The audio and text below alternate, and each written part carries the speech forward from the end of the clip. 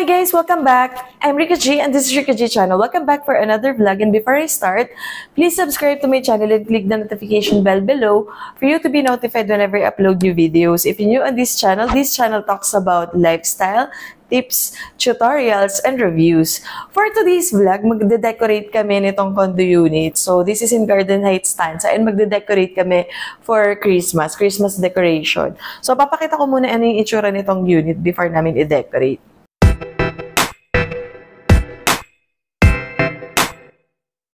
So, ito yung living room na setup. Brown yung sofa. Ayan. And then, maglalagay lang ako dito mamaya ng pillow na may Christmas decor. And ito, dito kasi yung sa may mirror. Diyan nakalagay yung Christmas tree last year. Diyan ko rin ilalagay ngayon. I-move lang namin to. Tapos tatanggalin itong buri mat na yan. Kasi para papalitan niya nung white na round na fur na carpet for Christmas tree.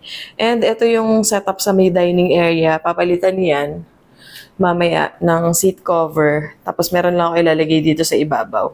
So yun lang. And itatry ko ilagay dun sa balcony sa labas yung Christmas light na iba't ibang color. Itatry ko kung kaya kasi walang dadaanan yung wire dito. So, that's it. Samahan nyo kami, guys.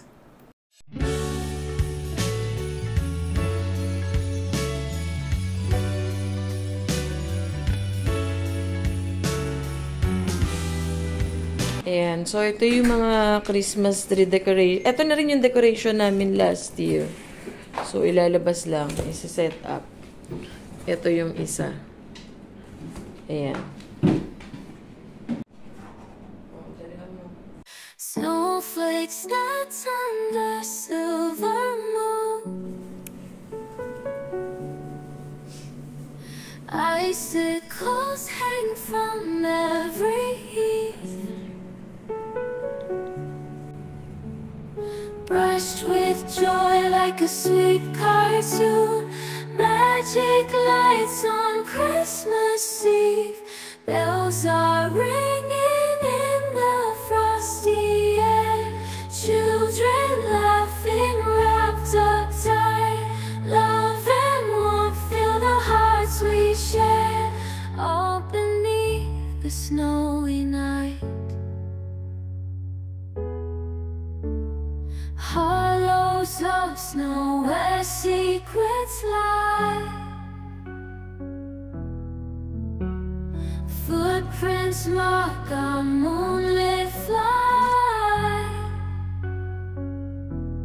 Holding hands, just you and I. So, ito na yung kinalabasan ng sa dining table. Pinalitan ko yung chair cover, wine red to. Tapos, ito pa rin yung last year na table runner. Tapos, wine glass, yan yung wine may Christmas decor lang na ganyan. So, ganyan siya. Tapos, ito pa rin yung Christmas tree last year. Ayan. Red and gold yung theme.